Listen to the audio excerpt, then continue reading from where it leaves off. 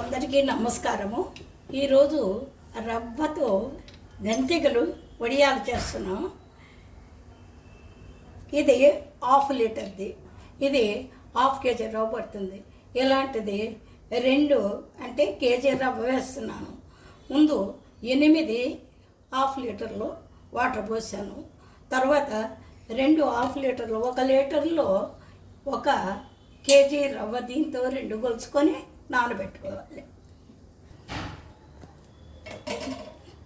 దీంతో 2 1/2 లీటర్లో రవ్వ, 2 రవ్వ పోసాము.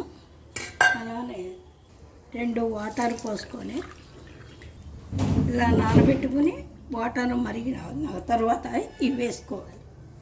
ఇందులో మరుగుతున్న వాటర్లో ఒక 2 స్పూన్లు సాల్ట్, 3 స్పూన్లు జీలకర్ర,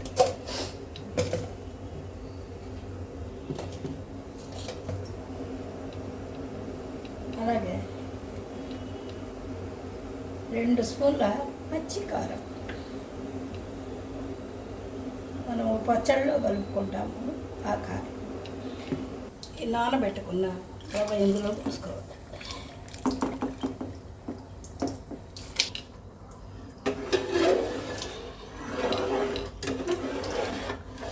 ఇలా రవ్వ పోసిన తర్వాత ఇలా కడుగుతూ ఉండాలి ఉడికే వరకు, లేకుంటే లోపల ముద్ద కట్టేస్తుంది. రవ్వ జంతికల పిండి రెడీ అయ్యింది. ఇది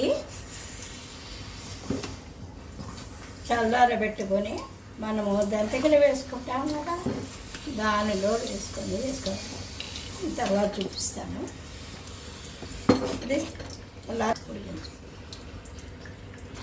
పిండి చల్లారిన తర్వాత తడి బట్టని నేల మీద వేసుకుని నేను ఆ చల్లారిన పిండిని జంతికల గిద్దలో వేసుకుని ఇప్పుడు జంతికల్లాగా ఒత్తుతాను.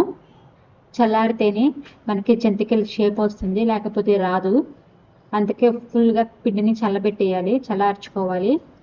చూసారు కదా ఇలా వేసాము. మొత్తం చీర మొత్తం జంతికలు ఇలా వేసేసుకున్న తర్వాత ఆరిపోయిన తర్వాత కొంచెం వెనకాలగా తిప్పి నీళ్లు చిమ్ముకొని వడియాలు తీసేసుకుంటే వచ్చేస్తాయండి.